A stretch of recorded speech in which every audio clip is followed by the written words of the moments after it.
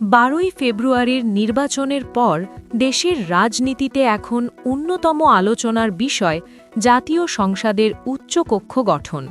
জুলাই জাতীয় সনদ আদেশ 2025 অনুযায়ী উচ্চকক্ষের সদস্য সংখ্যা হবে 105 জন। এর মধ্যে 100 জন সদস্য নির্বাচিত হবেন নির্বাচনে অংশগ্রহণকারী দলগুলির মধ্য থেকে এবং বাকি 5 জন বিশিষ্ট শিক্ষাবিদ, বিজ্ঞানী বা বিশেষজ্ঞদের মধ্য থেকে রাষ্ট্রপতি কর্তৃক মনোনীত হবেন।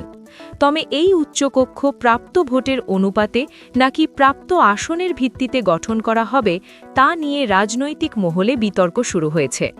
নবনির্বাচিত নিরঙ্কুশ সংখ্যাগরিষ্ঠতা পাওয়া বিএনপির পক্ষ থেকে ব্যারিস্টার কায়সার কামাল জানিয়েছেন, দলের নীতি নির্ধারণী মহল সংবিধানের নিয়ম অনুসরণ করে এই প্রক্রিয়ার বিষয়ে সিদ্ধান্ত নেবে। অন্যদিকে বিরোধী দল হতে যাওয়া জামায়াত জোটের নেতা শিশির মনির দাবি করেছেন, গণভোটের রায় অনুযায়ী দলগুলির প্রাপ্ত ভোটের অনুপাতেই 100 সদস্য বিশিষ্ট উচ্চকক্ষ গঠিত হওয়া উচিত। তিনি উল্লেখ করেন যে জনগণ গণভোটে এই প্রস্তাবের পক্ষেই সায় দিয়েছে এবং এটি কার্যকর করা এখন সরকারের দায়িত্ব।